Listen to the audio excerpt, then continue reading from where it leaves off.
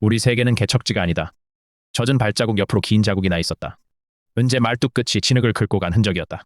레오는 횃불을 들고 무너진 배수 통로를 보았다. 사람이 엎드리면 지나갈 만한 틈이었다. 하르덴이 검을 짚고 다가왔다. 제가 먼저 가겠습니다. 넌 남아. 아직 걸을 수 있습니다.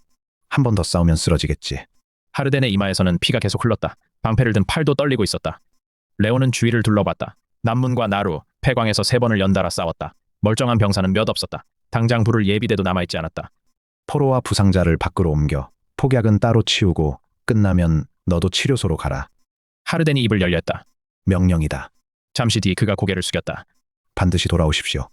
레오는 광산길을 아는 경비와 움직일 수 있는 병사 넷을 골랐다. 윤서아는 출발 직전 회수한 장비와 목록을 다시 맞춰봤다.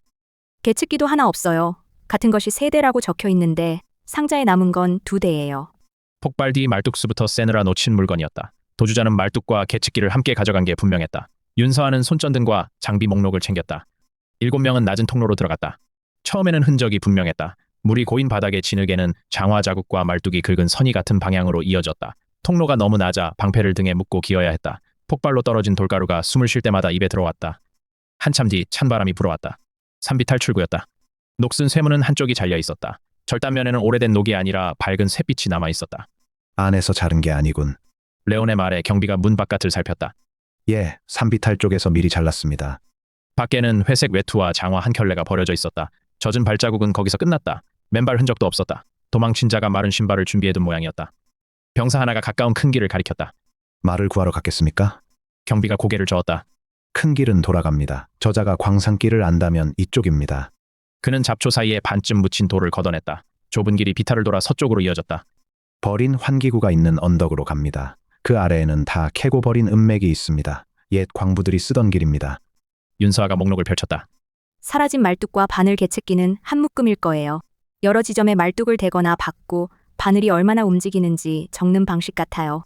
무엇을 재는지는 아직 몰라요. 하지만 단순한 채굴 도구는 아니에요. 전기도 없이 움직이게 만든 이유가 있을 거예요.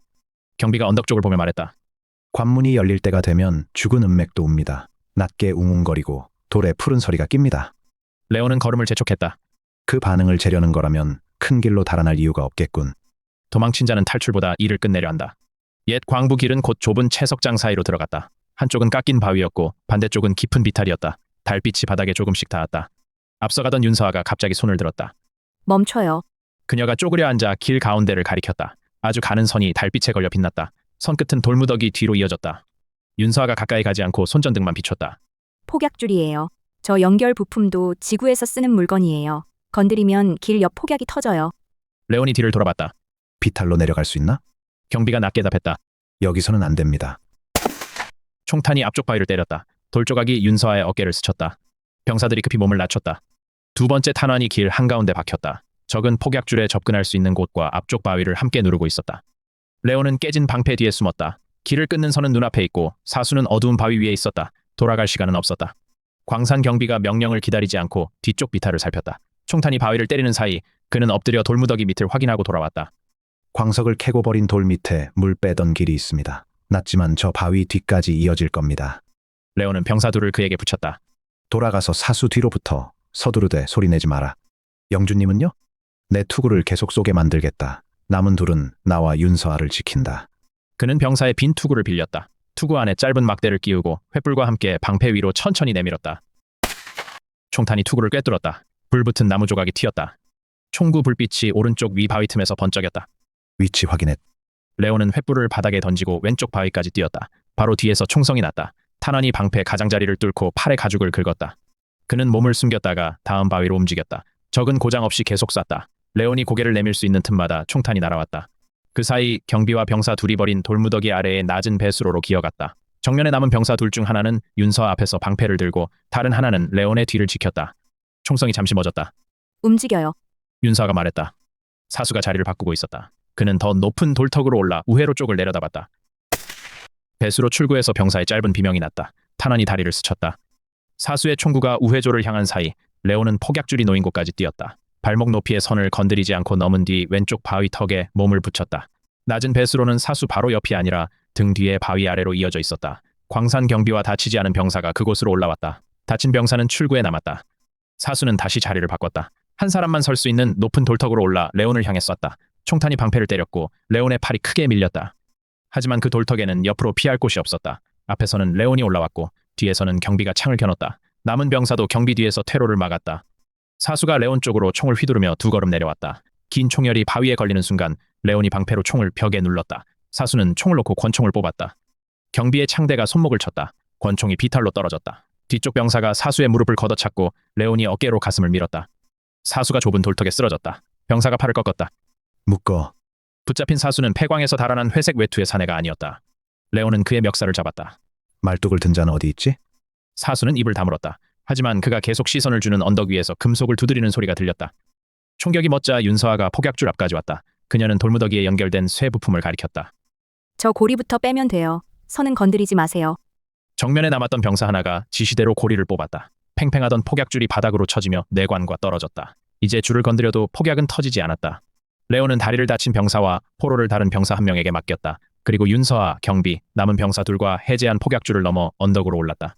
정상 가까이에는 무너진 환기구가 있었다. 그 너머로 관문의 푸른빛이 희미하게 보였다.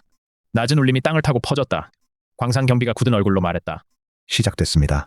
침투자는 환기구 아래에 무너진 벽 앞에 웅크리고 있었다. 그의 앞에는 바늘 계측기와 기록할 종이가 펼쳐져 있었다. 바닥에 드러난 죽은 은맥은 벽 앞에서 왼쪽과 오른쪽으로 갈라졌다. 계측기에서 나온 검은 줄은 돌무더기 밑으로 들어가 끝이 보이지 않았다. 어느 쪽 은맥에 말뚝을 박았는지 눈으로는 알 수 없었다. 울림이 한 번 더 퍼졌다. 양쪽 벽 틈에 푸른 성애가 번졌다. 계측기 바늘도 떨리더니 오른쪽으로 움직였다. 동시에 레온의 손등 문양이 뜨거워졌다.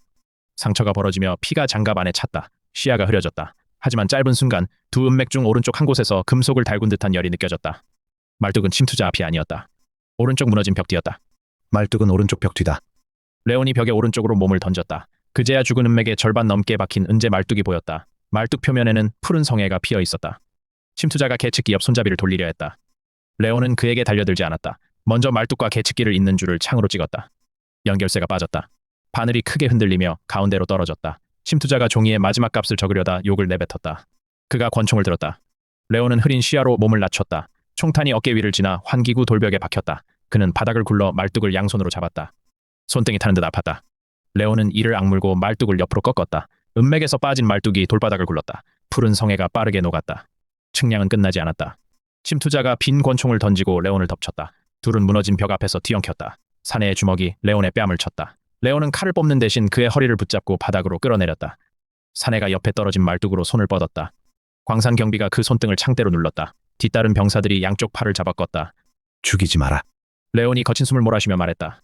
묶어서 데려간다. 침투자의 두 손에 밧줄이 감겼다. 윤서아는 계측기를 집어들었다. 바늘은 가운데에서 멈춰 있었다. 종이에는 숫자가 몇 줄 적혀 있었지만 마지막 줄은 비어 있었다. 완전한 값은 못 얻었어요.